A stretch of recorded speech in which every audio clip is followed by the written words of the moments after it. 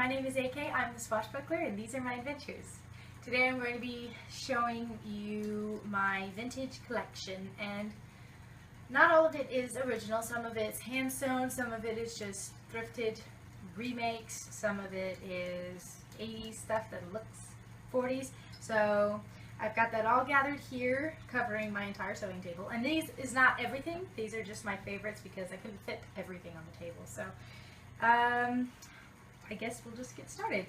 So I first have my favorite pairs of gloves, and I'm going to try to say where I got these, but I don't know if it's going to be very helpful because most of it was thrifted. I got these black leather gloves at the Nashville thrift flea market, and I got these white ones, I think, from a thrift store. And they basically, black goes with everything, white goes with everything else. So having just two different pairs, and I don't usually wear them, I just kind of hold them, and it looks cute because you're holding them. Next, purses. I have this blue vintage one that I got from Goodwill. And really, thrift stores are the greatest place to look because if you go to an antique store, they're going to be antique prices. But if you go to a thrift store, sometimes the people who are pricing them don't even know they're vintage. So they can be 25 cents or whatever. I think that purse was $2. So definitely check thrift stores because they're always the best place to be. Or flea markets. Either one works. And then I have this blue one, which you can kind of tell if you can see. I don't know how far away I am or if this is even going to work, but I am standing here. But this definitely had some wear and tear on it because we have used it quite a bit. Also, this is a mixture of my stuff, my sister's stuff, and some of my mom's stuff, I think. So, yeah, that's all mine, but I'll tell you what's my sister's because she'll be like, that's mine, as she watches the video. And this one I got from a thrift store in Nashville. Really, just if you're out and you know where a thrift store, or sorry, this was an antique store, but it was like an antique kind of junk store, so they were good prices. But if you're out and about and know where to find like an antique or thrift store, just stop by. You don't have to spend that much time doing it. The last kind of purse thing I have is this, which was such a good find. I found this at the Dixon flea market. And I also found some other things at the flea market, so I don't know, we'll find out. And it came with its own little, it's not a flask, girl, think, whatever this thing is, and I know what it is. I just always go bring that in front of the camera. I'm not camera shy, but I do. It's weird.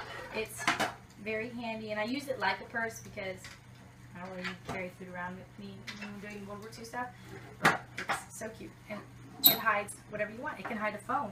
You can be as unauthentic as you want to, and it doesn't really matter. The only thing I cannot stand is the metal, scraping metal, so I'm very, very careful when I use it.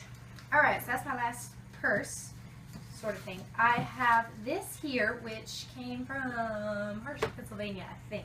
My brother gave it to me for my birthday. It's a...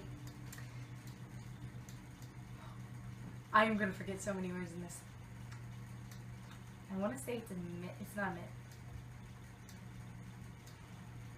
You put your hands in it. And also a fur sort of scarf. I still haven't quite figured out how to wear it because it's a little difficult to wear and I don't want it to be damaged, but it's really cute. And this is original. I'm forgetting to say what's original, what's not. Basically, yeah, everything over there is original. So far, everything's original. I'll be sure to say what's not. And a trick to keep things organized is to use hat boxes. Like, hat boxes keep fur from getting, you know, bugs on them or it getting moist because I keep it in my closet, so it's not getting too hot or too cold because I'm not keeping it in the attic. And if you have like specific stuff, like I have all my gloves and key scarves and stuff in one hat box, or you can do sunglasses and hats and some shoes, you can put that all in one hat box. They're also really handy for travel because they keep the hats from being smashed, which is what they were created for. But anyways, and since fur kind of goes with jackets, I'm going to skip over here to jackets. This one is my sister's, and it is not original as far as I know, but it definitely pulls it off. So it's just this warm 40s jacket, and if I need a jacket but I need something that's a little bit lighter than what I'm going to show you, I just use a trench coat, and trench coats are the easiest, like 40s looking coats that are still around, and you can buy them at stores, or you can buy them at thrift stores, or anywhere. They're pretty easy to find, and they're lightweight enough that you can put them on in summer if it's raining, or in winter when you're cold. The other one, which this one is, I don't think it's vintage either. It could be 60s, which is close. This is a London fog jacket. Oh, no, wait. Where's that another one? I think that might be another one. Yep, that's another one. Okay, so this is not a London fog jacket, but it is real leather, and it reminded me of, this goes down bad, but it reminded me of the Nazis' uniforms, which always looked really, really sharp, and so I love it, and I wear it as much as I can. You can't really wear it in the summer, which is when most of the reenactments we do are, but, you know, it looks pretty on the hanger, so I can leave it there. Next I'll do shoes. I found, oh, I haven't been saying where I found those. Both of those were from Goodwill, so that's very helpful.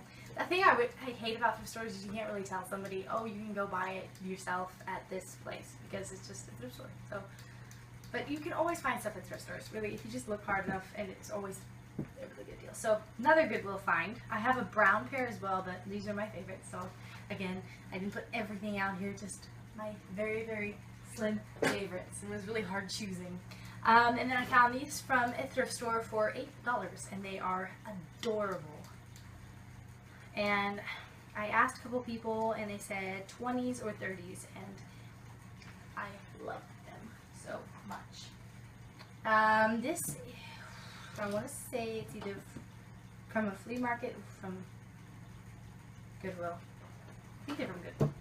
But these are also my sister's, and one thing that I've learned since doing vintage stuff is how to fix shoes, because vintage shoes fall apart really, really fast, especially straps, because, I don't know, I must walk in them wrong because they fall apart really, really fast. So these ones have been glued several times, but they are the cutest yellow shoes ever. And you don't realize how many times you use yellow shoes until you have them, and you're just like, oh, they go with this and this and this and this. So. And then these, okay, so the Oxfords are not original. You can pretty much find remakes anywhere. These are not, I don't think. You know what? I'm going to take that back. I actually don't know, because these really do look original. So they might be, but I know these are, and I know these are. And these we found at a Goodwill outlet, I think is what it's called, where you have to go digging through the bins. And my dad found these and handed them to me, and I was like, oh, they're so cute. They have ruffles on the top, which are always a good thing. The only bad thing about this is it literally has no sole, like no padding. And I wore these to a trip once, and my feet were literally dying by halfway through the day. So it's always a good thing to find either fillers or pads to put in them. I'm going to go on to hats. And I don't necessarily remember where all of these came from. This came from Etsy, and I was an idiot. I don't have the one I actually wear because that's actually with a friend, and also two other hats that are stunning, but I didn't want to wait to do this video, so I'll just do a second part if you guys want. If this is... I honestly, guys, I really want to learn how to edit so that my videos look a little bit more professional, but I cannot figure it out. So if you guys have any editing tips, please let me know. But I have the hat that actually has its top. I saw a vintage hat that had the top cut off, and so I was like, oh, I'll do that with this hat, which we got from Etsy, so it's not original. And I did. The only problem is with vintage hats, and I don't know if I actually have one that has it. I don't. With vintage hats, they usually have like an elastic string that is attached to the bottom that you could tuck underneath your hair, and it would hold the hat down, and then you would also use hat pins. So that's what this was missing, so it falls off no matter what I do. But the other one that with the top is just, it goes with everything. If you follow me on social media, you probably see me wearing it like non-stop. And then, let's see, that one was from Etsy. This one came from the Nashville Flea Market again, and we got a whole slew of hats from one of the vendors, and they were a brilliant deal. I think they were only $10 a hat. And this one is 30s as far as I know. It's super, super cute with these beautiful feathers. And then this one, I'm trying to remember where I got this one. I know it was not at the flea market or Goodwill. I'm thinking it was probably at a thrift store. Not a thrift store, an antique store. I promise I know how to speak English. I'm just trying to figure it out. But it's a cute fur hat that goes with a fur. I don't have any furs up here. Well, they'll be added to the other video. But it goes really well with that fur and then with the furs that I showed you already. And then this one, I don't know where it came from because it's my mom's, and it is the cutest hat ever. There's a bow in the back and a brim. I love hats with brims because they keep your hair in. I guess jewelry, and I don't know if you can see the table, so jewelry and stuff is here. So pearls are the easiest things to find, and they don't have to be original, but they can still look original. So I have these pearls, which probably look a little bit, I don't know, not quite 40s, probably more 50s and 60s, but they will do. And then these simple pearls, like we got pearls from the Dollar Tree, and I don't want them to get tangled, and they work just fine.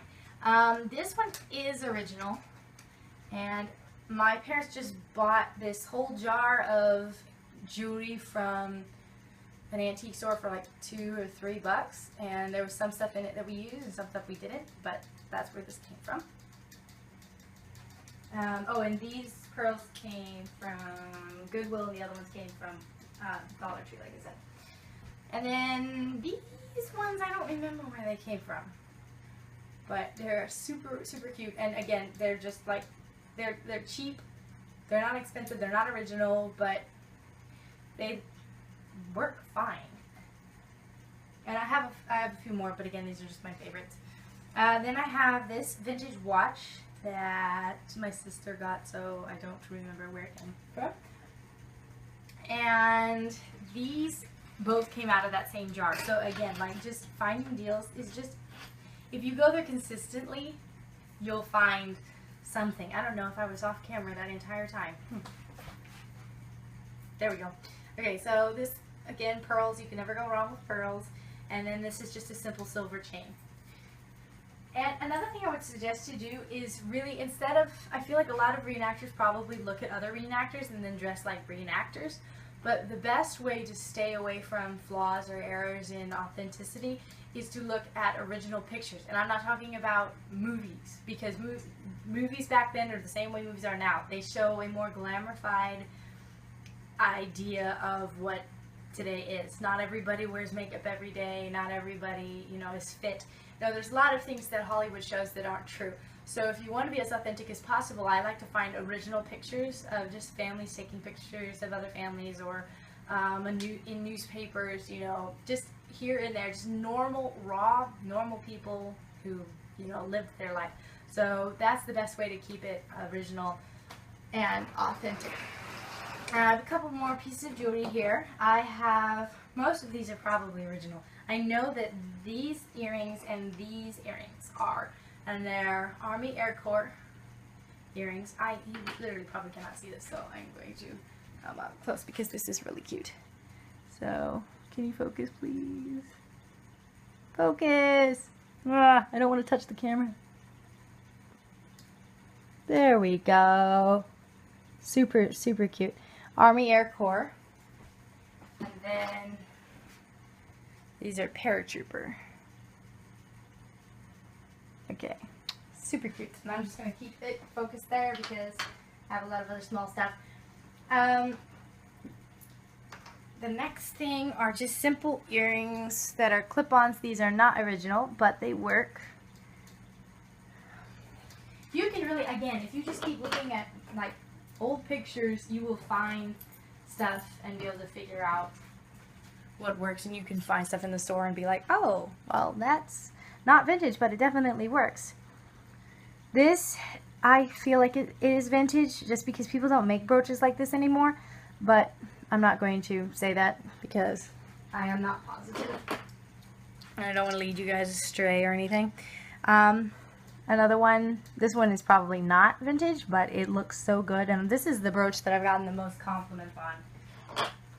And this one definitely is vintage. Now, whether it's 30s, I'm going to say it's 30s, but whether it's 30s or 40s, I do not know. I know my dresses, and I know my shoes for the most part, but jewelry is something I miss a little bit. And then this one, which I do not believe is original, but it could very well be. With jewelry, it really doesn't matter as long as it looks vintage. It doesn't have to be. I feel like a lot of people feel like everything has to be vintage or original, and it doesn't have to be. I make most of my stuff because I can't find vintage stuff that fits right, or I can't find... This is original because I bought it from an antique store. So it says, I own a Liberty Bond, and I wear it almost every time I dress up. And then this one, it's actually, I'm pretty sure it's not authentic, original, but I found it and I thought, hey, well, you know that song by I think it's Marilyn, a pair of silver wings. He wears a pair of silver wings, and these are gold, but that's what it reminded me of. And a lot of sweethearts wore their boyfriend or fiance's or husband's wings, and so I wear these sometimes. And I'm pretty sure what this is a naval pilot, which I'm not sure if existed back then. I could be completely wrong. I could ask my brother. He knows pretty much everything there is to know. Now, the next thing is sunglasses, and none of these are original, but all of them nail it, like, really well. Now, technically, if these were original, they would have more of a circular bottom, which these do, but they're kind of square as well. But I got these at the Nashville Flea Market also, and I got a matching pair, and I'm pretty sure they were just $2. So, again, not everything has to be original. And then these are my sister's, and I do not remember where she got these. Hey, look, you can see me. Whee! Last small things I have is just makeup. And if you guys want me to do a video about, I don't know if you can see me, about vintage tips or tricks, or a more in-depth tutorial. I know I did a tutorial, but it was all sped up, and so you couldn't really see everything, and I didn't talk about it when I did it. Again, my editing skills are at 0%. So if you're interested in that, comment below.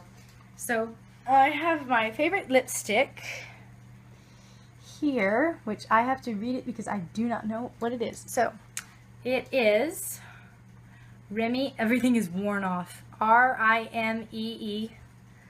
Can you see that? R-I-M-E-E. And let's see what shade it is. It's the 16-hour. I do not see the shade. I think the tape came off. We've had this for a little while, if you cannot tell.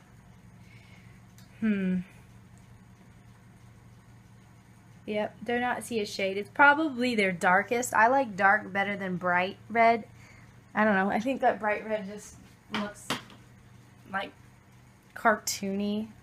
And then these is what I use for my mascara. And I've tried a couple of other ones, and I really don't. They clump a little bit more, or they don't go on as easy. And this one just adds a little bit of color, and it's the Maybelline New York Great Lash. And last but not least, I have this trick, which again, if I do like vintage life hacks, I will show you how to do this. But so this is a, woo, knocked the tripod. This is a very important thing. In the 1940s, they put lead in their makeup. So if you ever do buy like vintage stuff like this, like compacts, don't use what's in it. Scrap it out and throw it away, because otherwise you're going to get lead poisoning. So what I did is I took it out, and then I put in my own powder. And it's kind of filthy right now, but I put my own powder in, and I use this when I'm gone, because it's so easy to get all sweaty and stuff, especially in World War II reenactments. Okay, moving on to the rest of the clothes, I'm going to start with bottoms.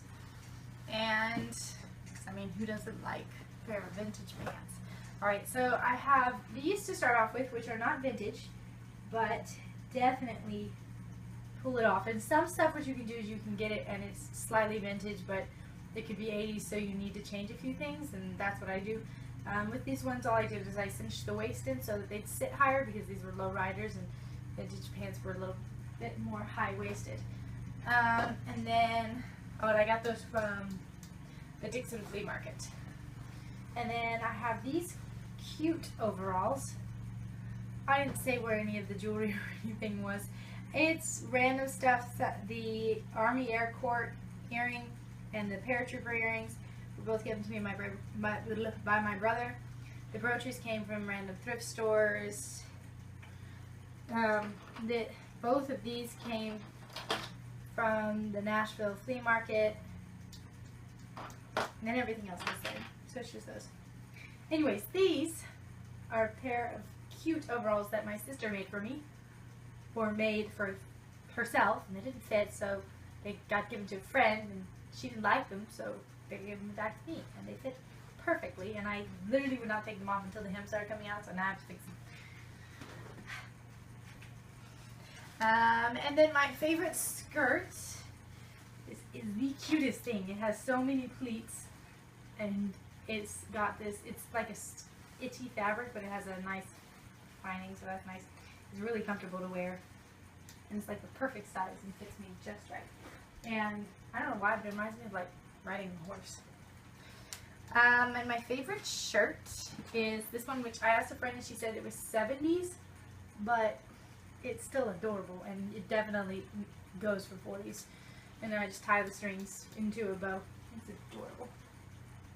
Adorable. I say that a lot. Adorable. And then when it comes to sweaters, I wear this one all the time because it's always handy to have a sweater, like when the breeze kicks up and it's cold, or is in the early morning and it's cold and you just want a sweater, and then you don't want something really heavy to lug around with you. This is the perfect sweater, and I take it everywhere. And the thing about like modern remakes is there's key things you can look for. And this one misses the mark in several occasions, but people really are looking at your hat or your shoes or your dress more than they are like a camisole you're wearing, so that one I can get away with. This one, on the other hand, hits the mark on several occasions, and it is older. It's not 40s, but it's older. All the sweaters are very old, like we've had them for a while, so I do not remember where we got them. But the thing about 40s sleeves is they were short or long. They weren't 3/4 of the sleeve for the most part, and they weren't cap sleeves for the most part. So if you look at old vintage pictures, like I said, you know, they were stuff that looks like this. So this one hits the mark on several points.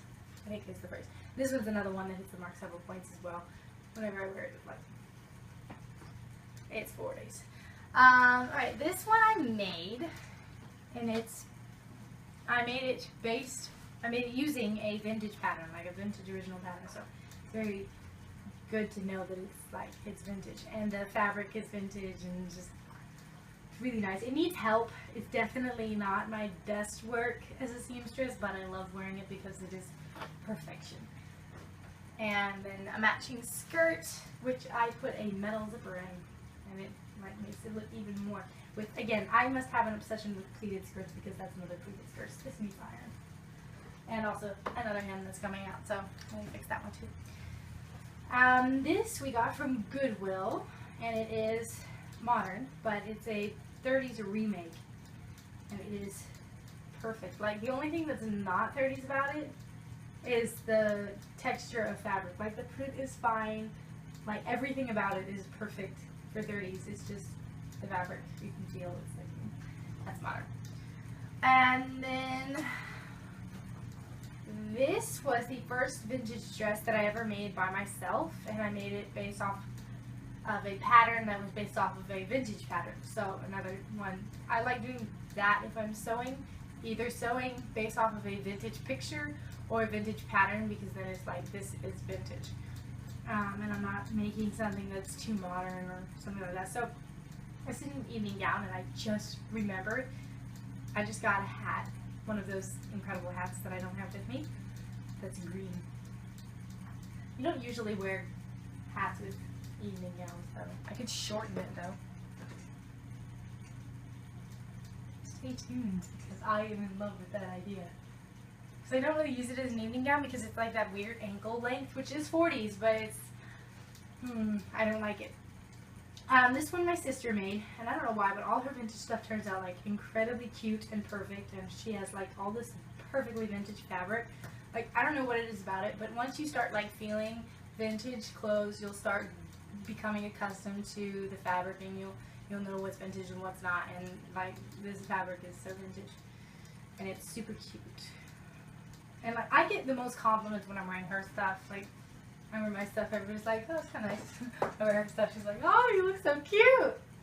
Okay, and this one is vintage. I got it at the same place that I got this one. This one's 50s, but this one is 40s, and it is super, super cute in his pockets.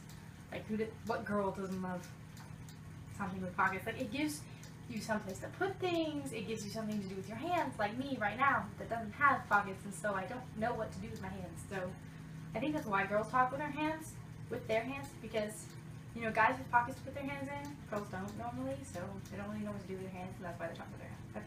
I don't know. Maybe I'm wrong. Just me over here philosophizing.